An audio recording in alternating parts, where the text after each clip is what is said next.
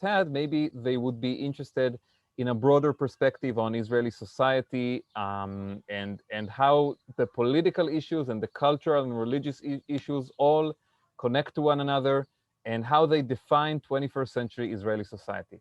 So I'm very excited that we're doing this series of meetings. I hope that people will find it interesting and will learn new things about Israel. We'll also, in every meeting, I will leave time at the end for questions. And I think the best way to do it, at least with my Zoom experience, is that people send questions via the chat option. And I will look at those questions. I will leave time at the end of every meeting specifically to go over questions. Um, so let's start, first of all, with what we're going to discuss. I'll just say the two pictures in the background. These are pictures I took in the place where I live in Israel. It's called Kibbutz Nachal Oz. It's a kibbutz in southwestern Israel, right on the border with Gaza, and it's going to be one of our subjects of discussion. So what will we discuss in the coming weeks? Today, we're going to do lessons from Israel's fourth election in 2 years. That's the election that happened last month. And not just describing what the results of the election are, which by itself, by the way, could be, a whole hour, but also what can we learn from these results about Israeli society, about the issues that define our politics and our culture at this moment. What does it say about Israel today? What we just saw when people went to vote a month ago. The next meeting next week, Tel Aviv and Jerusalem, Israel and Judea, a bit of a provocative headline, but looking at the divisions that we are seeing between the two largest cities in Israel, not just in politics. Politics is part of it, but also culture, religion, economy, even the types of tourism that they both attract, and asking the question, what still keeps the two cities and the two Israels that they represent one country? So that will be the meeting next week. May 2nd, American Jewry and the Divided Israel. If we are looking through this course at the issues that currently are dividing Israeli society into sectors and segments, what does that mean about the relationship, which I find extremely important, between Israel and American Jews? Because we are used to have a relationship as basically the state of Israel and the American Jewish community. But what happens when we're seeing more division and more fragmentation? May 9th, the changes in Israeli Arab society, and specifically we're going to focus on women's progress, feminism, and the splits within the Israeli Arab society, which again, we are used to looking at it as just one block. People who are interested in Israel know generally that 20% of the population in Israel is Arab Israelis, one in every five. But it's not just one block of Israeli Arabs, but there are also divisions and fragmentations within that fascinating part of our society. And May 16th, the last meeting, which I think Amy notified me falls on Shavuot.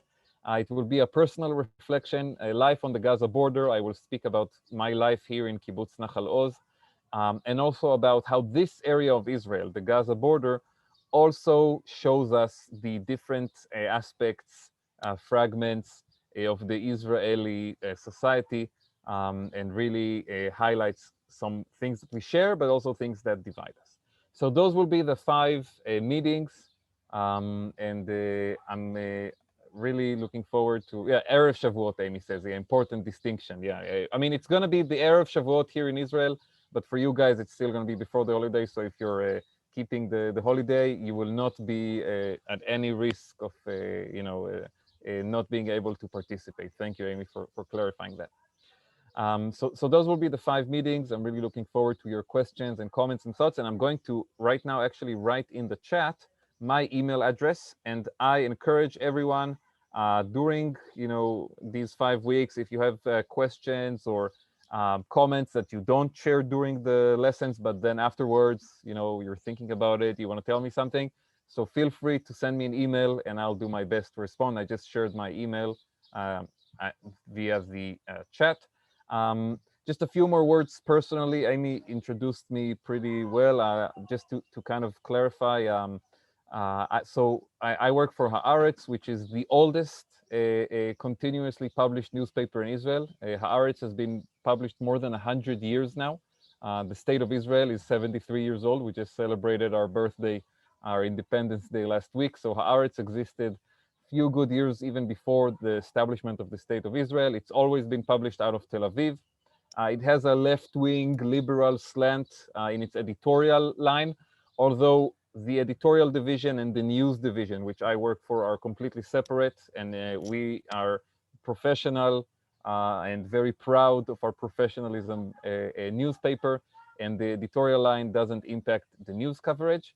As I said, I live in Kibbutz Nachal Oz. I did live for 3.5 years in Washington, D.C., or actually in Alexandria, Virginia, right south of Washington, when I was the Washington correspondent for Haaretz, which was a fascinating period. During those 3.5 years, I traveled all over the US, 25 states, including Chicago, which I have very good memories from. And so the issues that I really focus on in my writing, and now I'm doing more editing work in the news department, but it's Israel's foreign relations, the US-Israel relationship, and a lot of it also focuses, a lot of our coverage on haaretz.com, if you follow the English edition, also focuses on Israel and American Jewry. We will touch on all those issues as we go through the lessons, but now it's time to get into our main event of the day, and we're going to talk about lessons from Israel's fourth election in 2 years. So here's my next slide. When we met, if some of the people here were present at the previous Zoom lecture that I had with Anshe Emet, when we met last time, it was right before the election. We didn't know the results then. I mean, we could have guessed, and maybe some of us would have gotten pretty close to the actual result, but we didn't know how it was going to end. What we did know is that it was the fourth election in a 2-year period, an unprecedented event in the history of the state of Israel. We've never had 2 consecutive elections within the same year. And then we had 3, and then we had a government that only lasted for 10 months and it fell apart, and we went to a 4th election. This is really a crisis in Israeli democracy. It's something we've never seen before. And the crisis revolves mainly around 2 questions. And this is something I mentioned in the past meeting. The first one is simple. Benjamin Netanyahu, yes or no, should he remain prime minister or not? And this graph that I'm sharing on the screen, I'll go into the details in a second. It really shows you how Israeli politics has realigned around this question. And it is creating some very, very strange political alliances and all kinds of connections in politics that a few years ago would have been unthinkable. If you guys invited me to speak to Anshe Emet about Israeli politics 4 or 5 years ago, and I told you, listen, guys, in a few years, we'll have an election in Israel. And after that election, there will be a discussion about the United Arab List, an Islamist party. This is I'm now pointing at them on the screen, maybe joining a coalition with Likud. You'd have told me, you wouldn't tell me. You would call Amy afterwards and say, Amy, this guy you brought, he's crazy. I mean, he's insane. And what is he talking about? And if I told you there would have been a discussion also about a potential government with Naftali Bennett, the leader of the Yamina party. Yamina in Hebrew means more to the right, further to the right. That there would be a discussion about him leading a government with the center-left parties like Meretz and Labor. It's the same. You would have said, this guy shouldn't be lecturing to synagogues. He should be hospitalized.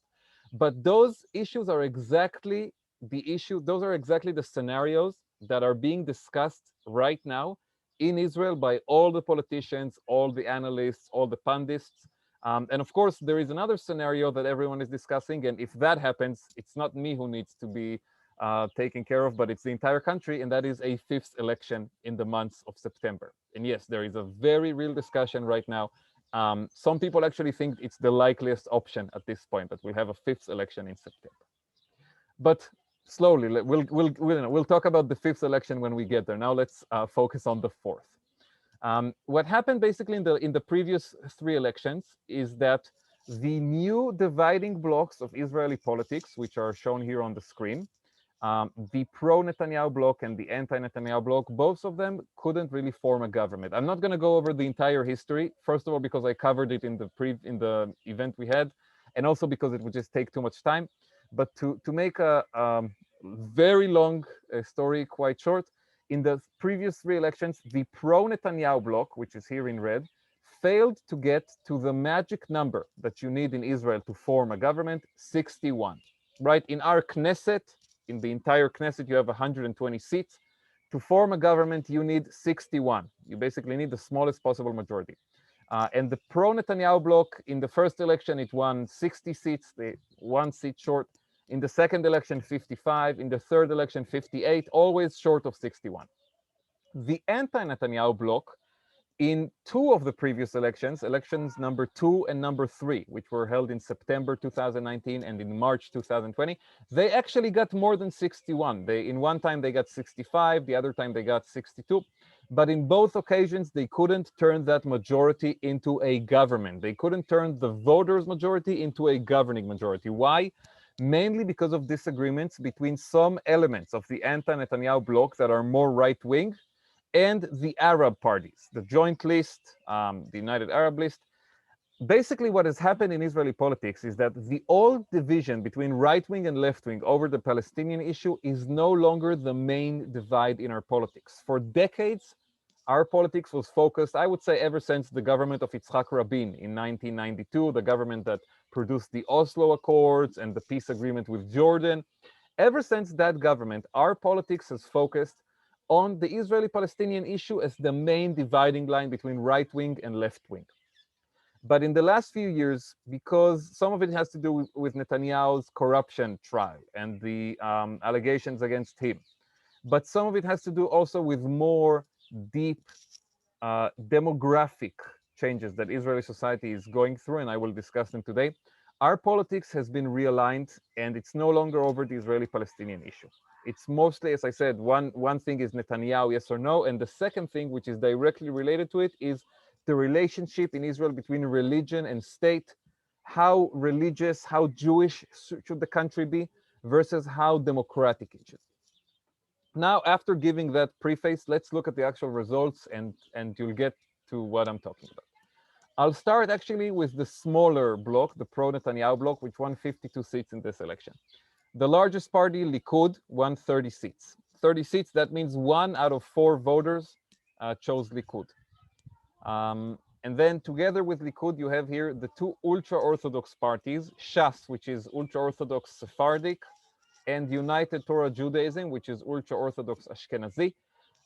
This is very sad, but while overall in Israeli society, the divide, the rift between Ashkenazim and Mizrahim, in my opinion, is getting smaller by the day. Our society is becoming much more, integrated in that sense. In the ultra-Orthodox world, you still have two separate parties, one party for Sephardic ultra-Orthodox and one party for Ashkenazi ultra-Orthodox. And by the way, what these two parties have in common, except for a lot of their ideology and religious issues, both of them don't have any women in their Knesset lists. In all of the other parties you see here, from the far-right religious Zionism party to the Arab parties like the Joint List, you have women members of Knesset. But in the ultra-Orthodox, there are no women elected. We can talk about that as well later. And then, as I said, the last party in this bloc, the pro-Netanyahu bloc, is religious Zionism. This is the far-right nationalistic religious party. It includes within it one party that is focused on basically turning back Israel's progress on LGBT rights and also on feminist issues. Another party which is directly disciples of Rabbi Meir Kahane and of the Kahanist anti-Arab ideology. So this is all the far-right forces basically merged into one, and they got 6 seats. Let's look now at the anti-Netanyahu bloc, which didn't win a majority in this election, won 57 seats. Yesh Atid, the largest party in this bloc, you see it's almost half the size of Likud, 17 seats. This is Yair Lapid's party. Kahol Lavan, the party led by Benny Gantz, the defense minister. In the previous elections, Kahol Lavan and Yesh Atid ran together, and at the height of their power, they won 35 seats.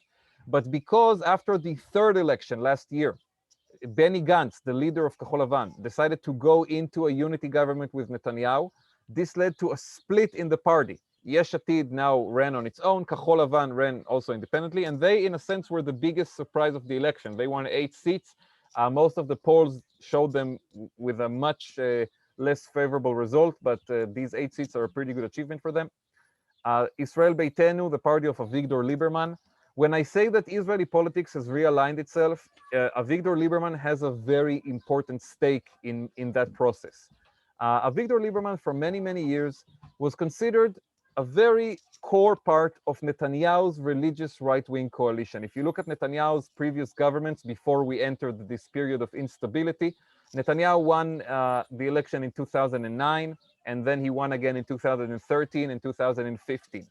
And in those three elections that he managed to win and actually form a government, unlike what we're seeing right now, Avigdor Lieberman's Israel Beitenu party, which is a secular right-wing party, was always part of his coalition. It was always part of his majority. But after the election that we had in 2019, April 2019, which began this total mess we're going through right now, Lieberman did something which at the time looked crazy and unthinkable. He refused to join a government with Netanyahu and the religious parties. He said, I belong to the right wing. Most of my voters are right wingers, but most of my voters are also staunchly secular. Most of Lieberman's voters belong to what we call in Israel the Russian sector. These are basically people who made aliyah to Israel in the 1990s from the former Soviet Union, from Russia, from Ukraine. And yes, they are right wingers on the Israeli Palestinian issue, but they are also a very educated and very secular population that has a lot of tensions with the ultra-Orthodox parties, because the ultra-Orthodox have been trying to put all kinds of, succeeding in putting all kinds of restrictions on this population and its ability to really become fully integrated in all aspects of life in Israel. A lot of restrictions that have to do with basically disavowing and disrespecting their Jewish identity. And Lieberman said, I will no longer sit in a government with the ultra-Orthodox parties. And when he did that, he deprived Netanyahu of his right-wing religious majority, and he sent us to the second election, and then the third, and now the fourth. And today, we are counting Lieberman 100% in the anti-Netanyahu bloc, because as he transitioned away from the ultra-Orthodox parties, he also began to rule out any coalition with Netanyahu. I'm going to move just one slide ahead to show you. We're going to look in a few minutes at the Israeli map of refusals. Who refuses to sit with who? But we'll get back to that in a second. Now we're still looking at the results. But Lieberman basically said, I will not sit with Netanyahu. I will not sit with the ultra-Orthodox. And again, it's not because of a disagreement over the Israeli-Palestinian issue, occupation, settlements, two-state solution. None of that is the reason. He broke away because of religion and state issues. Then we have the Labor Party, 7 seats. You know, this is actually a good result for Labor. Labor used to be the founding, leading party of Israel, used to win 40-something seats in elections. It went through a terrible crisis in recent years, and under the leadership of Meirav Michaeli, who is the only woman in Israel to lead a party in this election. All of the other parties you're seeing here are led by men members of Knesset. She's the only woman member of Knesset who is a party leader. She brought Labor to 7 seats, which is a pretty miserable result historically, but a pretty good one compared to the crisis Labor was going through before this election. Then we have New Hope with 6 seats. New Hope is another example of how Israeli politics is realigning itself, and it's no longer over the Israeli-Palestinian issue. This is a party that was founded by Gideon Sa'ar. We actually have his face over here. Gideon Sa'ar, a lifelong politician in Likud, a lifelong member of Knesset from Likud, very, very involved in the party. And he decided before this election to leave Likud and run with a new right-wing anti-Netanyahu party, mostly over issues of the rule of law and democracy. He criticized the way that Netanyahu has been attacking the law authorities in Israel, the state prosecution, the attorney general, the courts, the police, all of the people who in Netanyahu's claim have conspired against him. This is, the Israeli version, and they actually use the same phrase of the deep state that you might be familiar with from the United States. We used to hear about this from Donald Trump, and so Netanyahu and his supporters in Israel are also speaking about a deep state that is trying to bring him down with the criminal indictments. And Gideon Sa'ar, who is very right-wing on the Israeli-Palestinian issue, supportive of the settlements, opposes a two-state solution, he decided to leave Likud and form his own right-wing party because he said Likud has become too extreme on these issues of the rule of law. And so he brought 6 seats as well, and he's counted in the anti-Netanyahu bloc. If this map that we're seeing here was aligned as right-wing and left-wing on the Israeli-Palestinian issue, you would see completely different numbers. The right-wing would have a clear majority. There is a majority in Israel for the right-wing on the Israeli-Palestinian issue, although there is an open question of what does right-wing on that issue mean anymore. And we'll talk about it later in some of our other meetings. But in the current division, you have these right-wing parties like Israel Beitenu and New Hope in the anti-Netanyahu bloc. Joint List and Meretz, each one of them won 6 seats. These are the 2 most left-wing elements in Israeli politics. For Meretz, 6 seats is an okay result. For the Joint List, it's a big disappointment. Joint List in the election before had 15 seats. And then 2 things happened. Number one, the Joint List, which is a conglomeration of several parties representing mostly the Arab Israeli society in Israel, a communist party, an Arab nationalist party, a party that represents a specific area of the country where the population is mostly Arab, and an Islamist party, all joined forces together, and they ran under this very fitting name, the Joint List. Basically, the idea behind it was bringing together all the forces in Israeli Arab society and putting them under one roof. They ran together, and in the election just a year ago, they won 15 seats, a great result for them. And then they split. And one faction, which is what we're seeing here, the United Arab List, these are the Islamists. They are the Islamic movement of Israel. They decided to split from the Joint List. As I said, we're going to have an entire session on Israeli Arab society. But when I say that Israeli politics has realigned itself around religion and democracy, this is one of the actually the best arguments to prove it. When Israeli politics was over the Israeli-Palestinian issue, occupation, settlements, and all of that, it made a lot of sense for all the Arab parties to run together because they have a lot of disagreements between them. I said it's an Islamist party and a communist party and an Arab nationalist party. They have completely different views on feminism, gay rights, the rule of law, religion, and democracy, completely different views. But on one thing, they are all united. They are very critical of the Israeli government's policies regarding the Palestinians. They are very critical of the settlements. And so it made sense for them to run under one roof.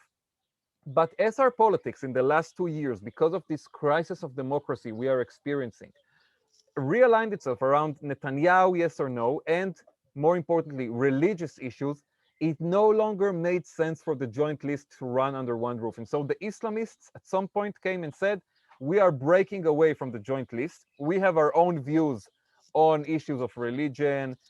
There was a big fight between the elements of the Joint List over gay rights. This was one of the most important issues that led to the breakaway of the Joint List. And the Islamists said, we don't want to be together with the secular elements in Arab society anymore. We are running on our own slate. So this is the Joint List. And then the second thing that happened was a very sharp drop in Arab voter participation in the election.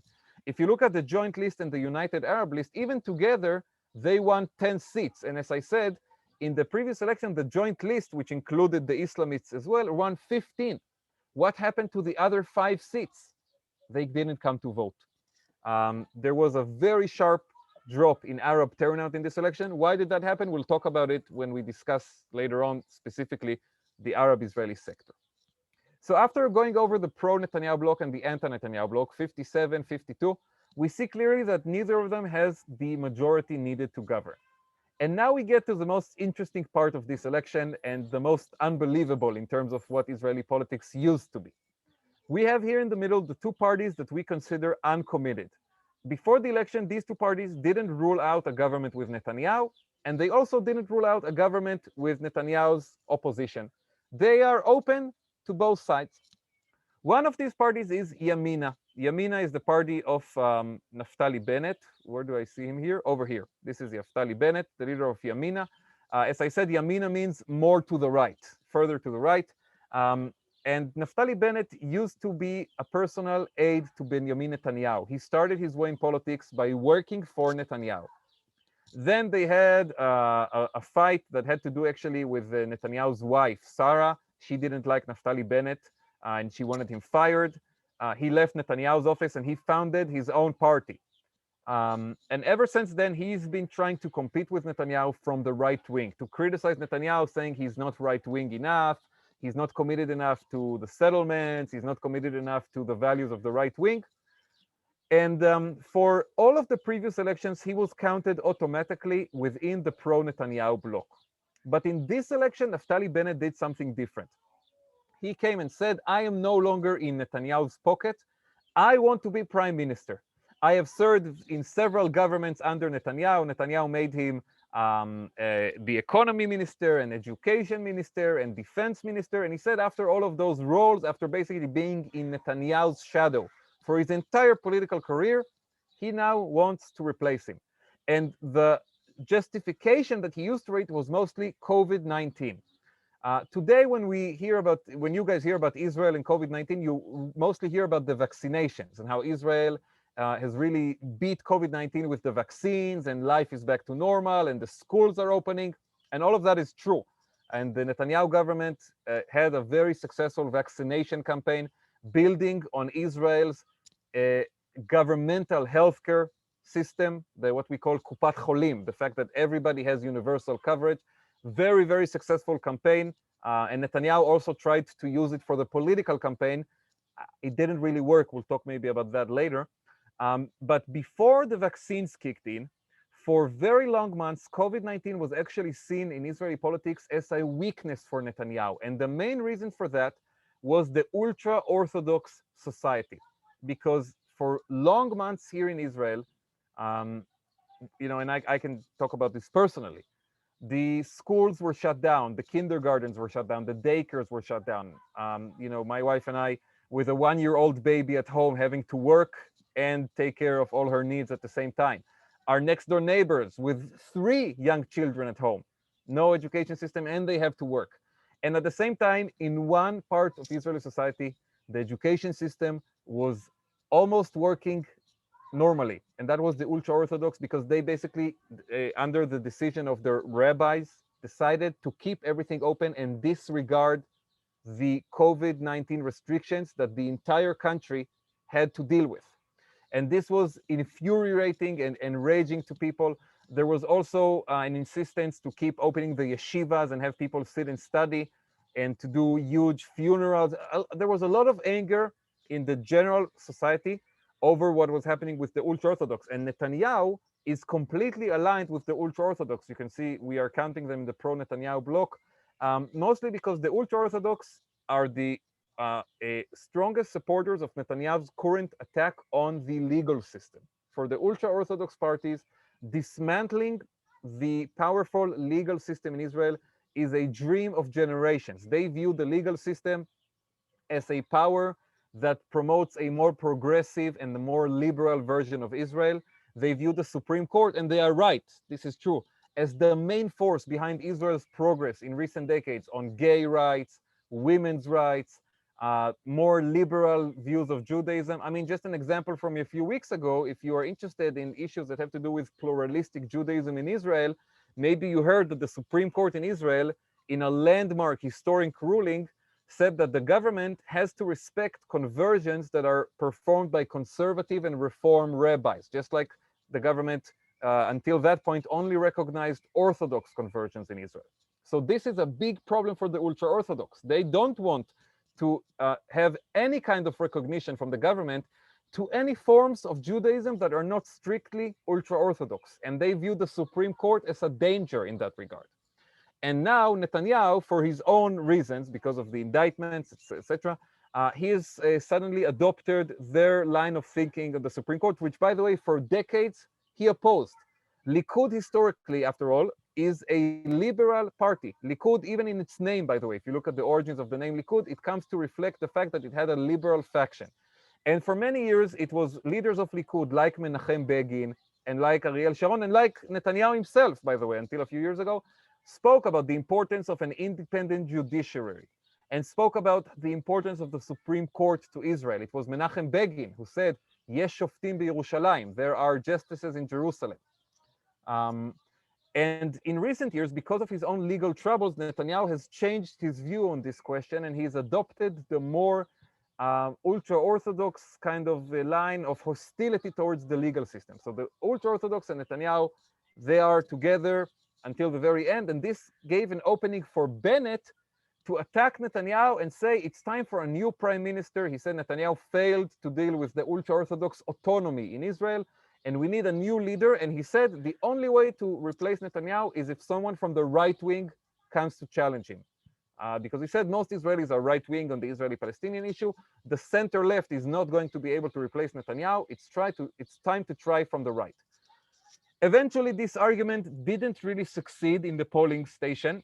And I think the vaccines had a big impact on that, because if your main line on attack against Netanyahu is corruption, his ties to the ultra-Orthodox, the attacks on the legal system, then obviously, you know, that can still work regardless of what happens with COVID-19. This is the line of attack of Yesh Atid, Kahol Lavan, Israel Beitenu, New Hope, all of these parties. They oppose Netanyahu for reasons that existed before COVID-19 and continue to exist now that Israel is over COVID-19.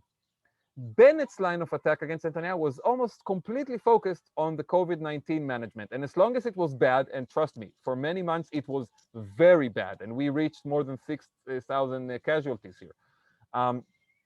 So for many months it worked for Bennett, but once the vaccinations kicked in, his campaign lost the sting, and he ended with only 7 seats. But here's the crazy part.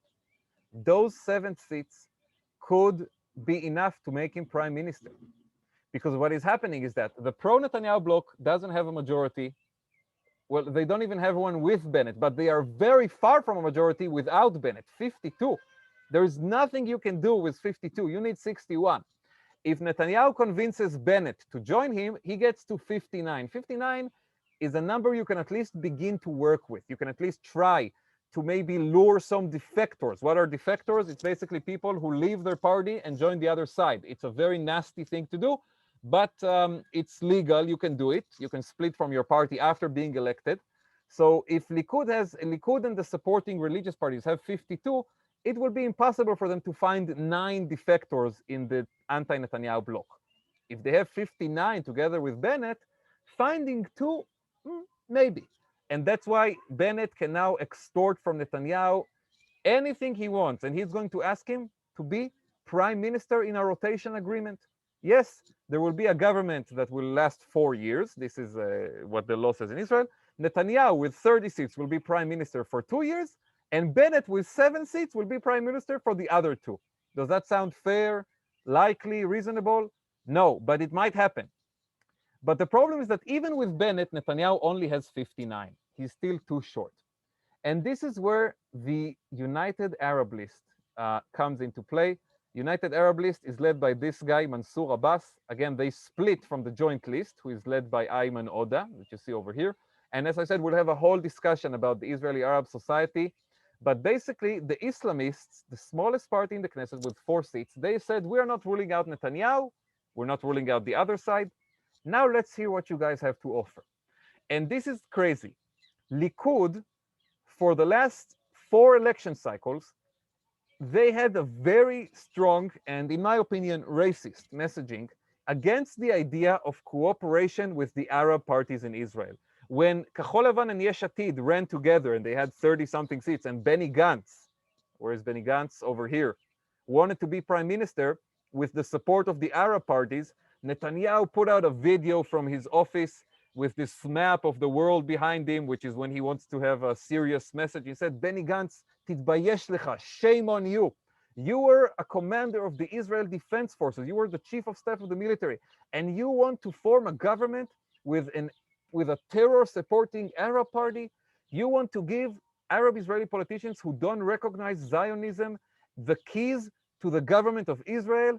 Titbayesh lecha. But now the tables have turned, and Netanyahu needs to form a government. His trial is already progressing. We had the first witness take the stand for the last 2 weeks and testify in the corruption trial. Netanyahu badly needs to form a government if he wants to somehow push back against the legal system.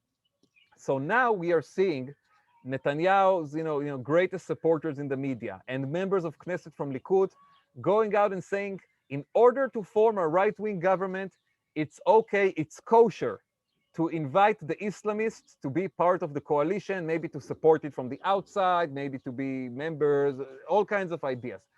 This is a complete change of the rules of Israeli politics because, again, Likud under Netanyahu's leadership was the party that fought against including the Arabs in other governments. And if you remember, in the election of 2015, even before the current endless cycle, on election day, Netanyahu had this infamous video where he warned that the Arab voters are moving in droves to the polling stations. But now, suddenly, he wants the Islamist support. He has one problem. Likud and the Islamists will work just fine because for Likud right now, the main issue is keeping Netanyahu in power. The ideology of the party, in my opinion, has been lost for a while. And this is what led Gideon Sa'ar and Lieberman to break away from the alliance there. But keeping Netanyahu in power is the most important issue. So they will go with the Islamists if this is what brings power. The ultra-Orthodox and the Islamists, they get along great. These are two minority populations that have a very conservative religious worldview, that don't like the liberalization of Israeli society, that don't like Supreme Court decisions that make it easier for LGBT communities to thrive in Israel, don't like Supreme Court decisions that empower women in the more conservative societies in Israel. The ultra-Orthodox and the Islamists, it's a match made in heaven. And so they don't have any problem. In fact, they were working together on legislation even before all of this happened. The main problem is the religious Zionism party led by Bezalel Smotrich. We have him over here. And I think it's time to move to this actually a slide. He's ruling out participation with the Islamists. He said they are a terror supporting party. They are part of the Islamic, the Muslim Brotherhood network in the Middle East. And I will not be part of any government that includes them.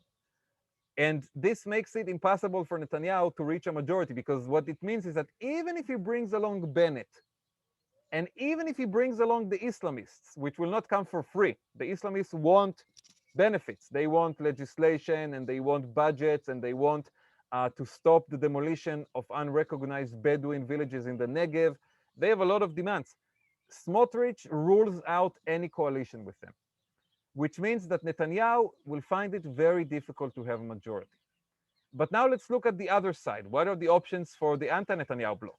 They have 57. If they get the United Arab List, the Islamists, to cross to their side, 57 and 4, boom, you have 61. Can it happen? Very unlikely, because Gideon Sa'ar, as we said, he represents a right-wing party. He's anti-Netanyahu, but he is also ruling out a coalition with the Islamists or with the joint list. He said, I'm against Netanyahu, but I'm still right-wing. I'm not going to sit with the anti-Zionist Arab parties and all of that.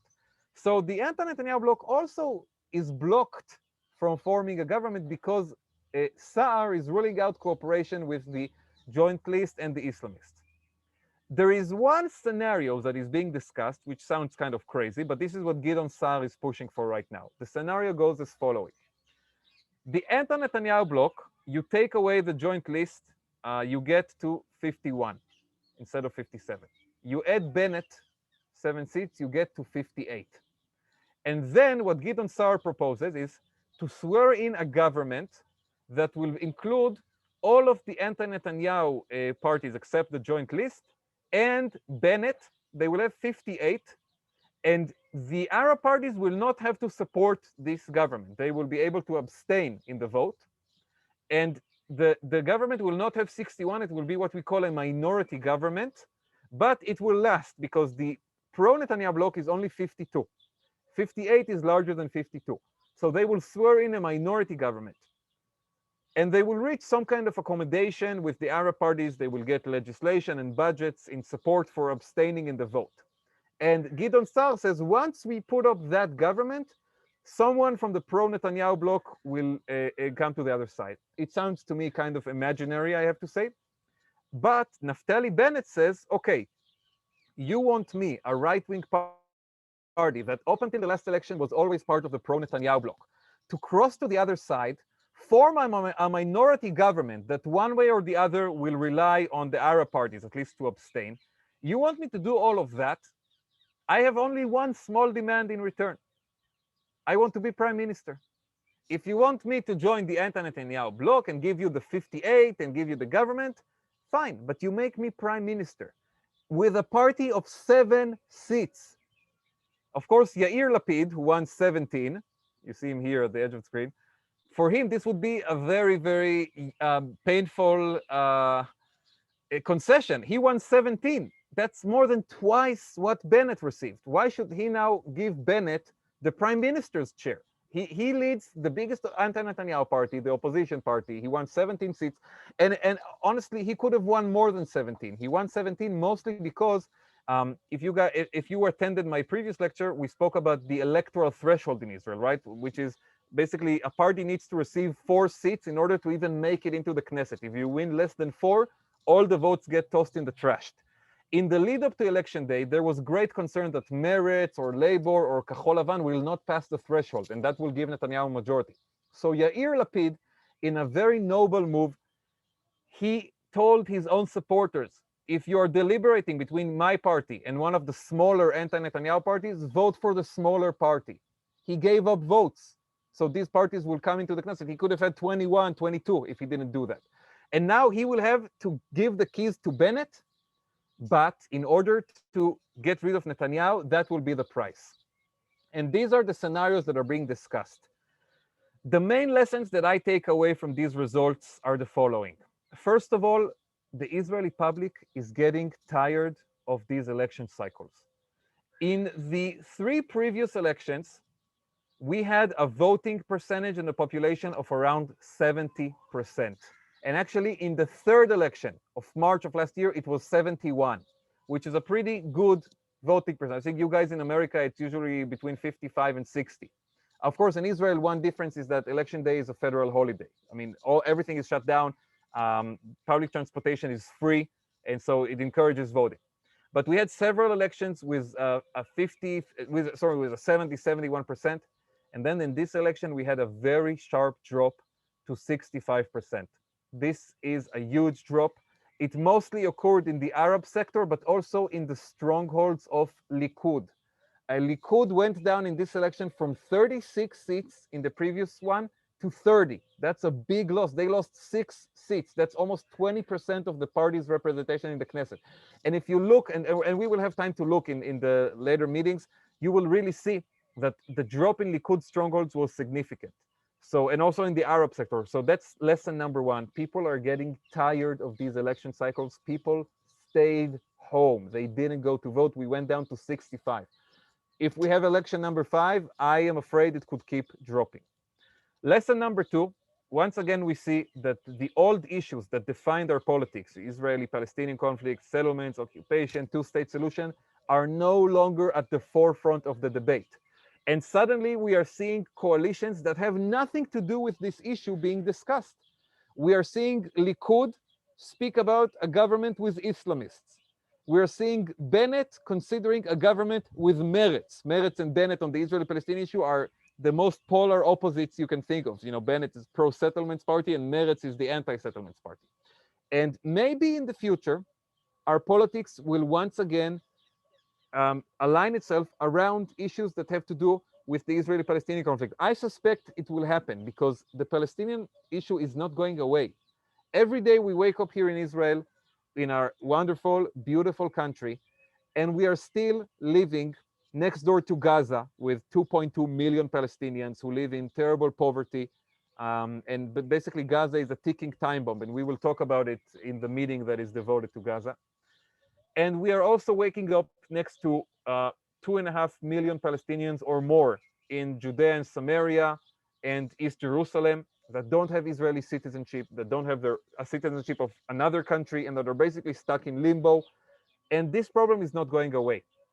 But right now, for many different reasons, the Palestinian leadership is not really ready to talk to Israel.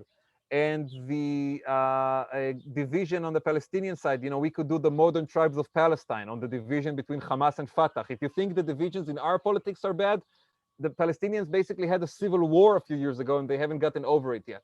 So there's really not a lot of point in discussing these issues with the Palestinian side. The world has bigger problems. It's not exactly banging on our door to solve the conflict, Iran, Russia, China. So we are focused right now on our own internal divisions, and we are seeing these divides here, mostly Netanyahu, yes or no, and questions of religion and state. And our next meeting, next week, will focus on the second issue, on the religious versus the religion versus democracy question in Israel. This is what I call Tel Aviv and Jerusalem, Israel and Judea. Tel Aviv and Jerusalem, as the two biggest cities in Israel, really encapsulate the differences that we have in Israel over these questions. And they offer two radically different approaches to the relationship between religion and state in Israel. And the third lesson that I learned from this election is that in order to form any kind of government, at the end of the day, these different tribes that we have in Israeli society, religious and ultra orthodox and secular and Arab and settlers and left wingers, somebody is going to have to make very painful concessions. I don't know if it will happen this time. I don't know if we've gotten to the point where we can see the kind of compromises that will be necessary, for example, to bring together religious Zionism and the Islamists, or to bring together Yamina and Meretz. Maybe we need another election cycle for that to sink in. But after 4 elections, it's pretty clear that nobody is going to have a straight out majority in here. The pro-Netanyahu bloc, even with Bennett, 4 elections failed to win 61 seats. And this election should have been very good for Netanyahu because of the vaccines. The vaccines kicked in the last 2 weeks before the election. This is when Israel opened the malls. This is when we opened the shopping centers again. Some of the schools came back. The pundits expected that this would lead to a surprise result for Likud, in the sense that Likud would beat the polls, that because in the last stretch of the election, we reopened the shopping centers and the schools and everything, people will reward Netanyahu and Likud will win more than the polls predicted. But instead, the opposite happened. People stayed home. And after a year of COVID, staying home is quite a choice, okay? You have to accept that. So the pro-Netanyahu bloc is not going to win a straight-out majority. The anti-Netanyahu bloc, for all kinds of internal differences, is very difficult to get to a governing majority. And so there are going to have to be compromises between these parties that basically represent different tribes in Israel.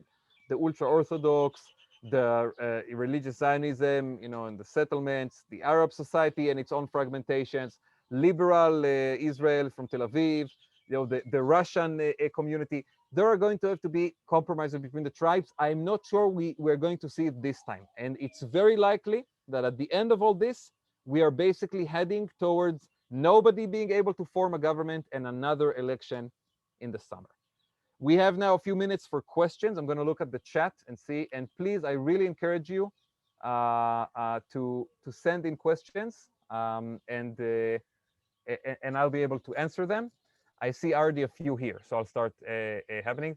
Who are the New Hope that no Arab party would sit with in the same government? Yeah, New Hope is Gideon Saar's party. The Arab parties are not ruling out New Hope. New Hope is ruling out the Arab parties because, again, it's a right-wing party that opposes Netanyahu. And Gideon Saar, when he decided to split from Likud and run independently, he said, I'm against Netanyahu, but I'm still part of the right wing, so there is no chance I'm forming a coalition with the Arab parties. We have a question or a comment. Politics creates such strange bedfellows. It seems that these thoughts could create a government. Yes, strange bedfellows will be necessary for any kind of government to come out of this current mess. But how strange will it be? I don't know. Will it be, Bennett leading a government with the center left, or Netanyahu being the first prime minister in Israel since Yitzhak Rabin in 1992 to invite an Arab party into a governing coalition? One of these two crazy things will have to happen. More questions, comments that people want to send in? How does this break down demographically, age, education? Oh, this is a great question. Well, I don't know if I have the time necessary, but I'll try to be kind of brief with this. Overall, in Israel, younger people tend to vote more for the right wing. This is one issue where Israel is different than most other democracies. in most, at least liberal, Western, however you call it, democratic societies today, the right wing, sorry, the young generation is more left wing. In Israel, for many reasons, some of them have to do with demographics. Religious people have more children.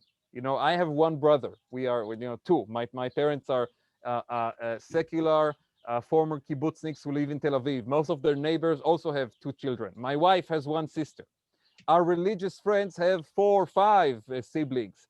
Our ultra-Orthodox friends have 7 or 8. So at some point, if people who make more children have more young voters to add to the voting book in every election. But there is also the issue in Israel of education. And this is where you see that people who grow up in strongholds of Likud or of the religious parties, when they attain higher education, they tend to move more to the center left. And that, it doesn't cancel out the demographic advantage of the right wing among young people, but it balances it a little bit. And it creates a situation where basically you have this deadlock where, you know, you have the pro-Netanyahu bloc, which is really today Likud and all the religious parties, versus the anti-Netanyahu bloc, which is the left wing, the Arab parties, and more secular right wing. Do Americans comprehend the ideologies of right-left of Israel versus what it means in America? We'll talk about it in the third meeting when we discuss Israel and the American Jewry, but that's a great question because it's definitely different. And then one question about the Supreme Court in Israel. Supreme Court justices in Israel are appointed by the government. The government, the justice minister, basically comes with the solution of who to appoint.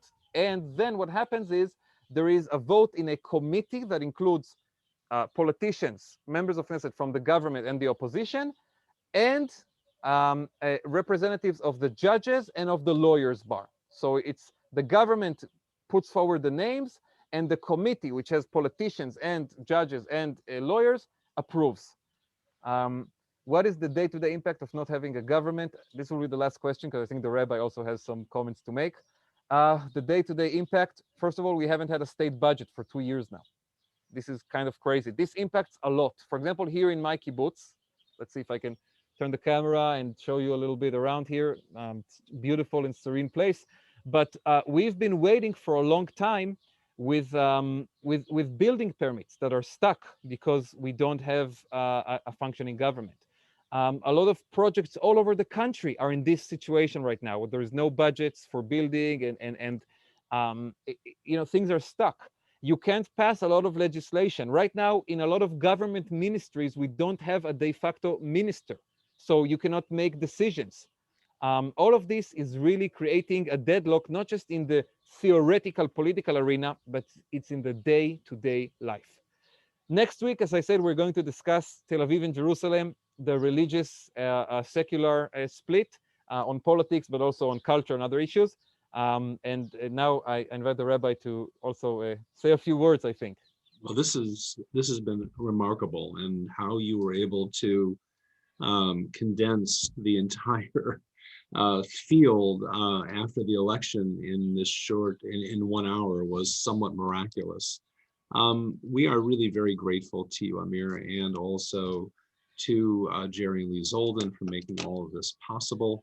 I just should mention, and this I'm using this as an encouragement to the people who are involved. As you were speaking, Haaretz, I get, messages from Haaretz, your newspaper. And this one says, as Netanyahu struggles to form coalition, Yair Lapid says he expects to be tasked next. Prime Minister Netanyahu still has 2 weeks left, and it goes on and on.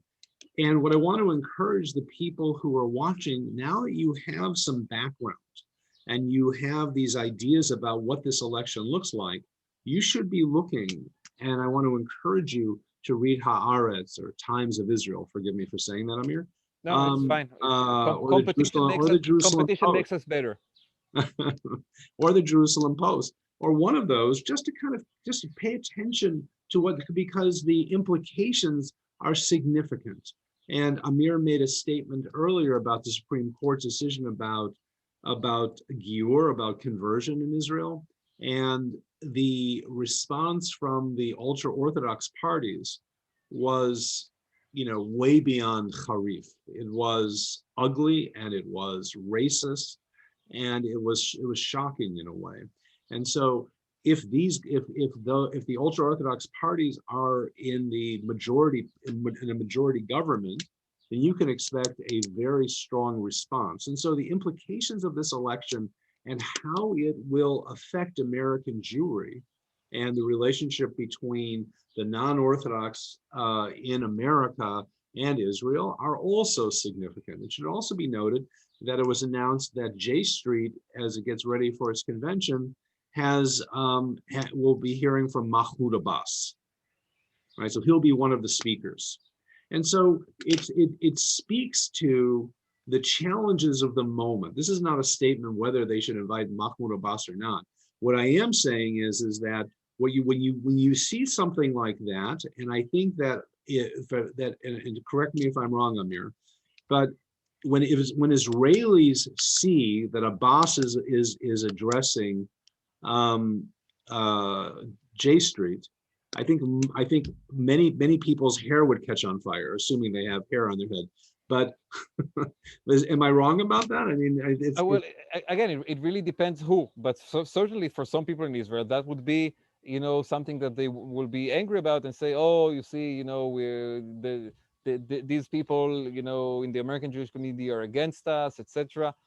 And I'm going to talk when we in 2 weeks when we have our lesson on American Jewry in a divided Israel about some of these issues, because we're also seeing within the American Jewish community new splits and new divisions that are happening that reflect the politics in Israel as well. And I think this is a very interesting example, definitely. Right. So in closing, I just want to say that there's no homework in this class, right? We're not reading a book. We don't have a choveret of any kind of study, but I'm going to really encourage you during the course of the week, in between these conversations, to click through one of the news outlets in Israel to educate yourself and connect the materials that you're learning to what's actually happening on the ground, because that's how we'll absorb it.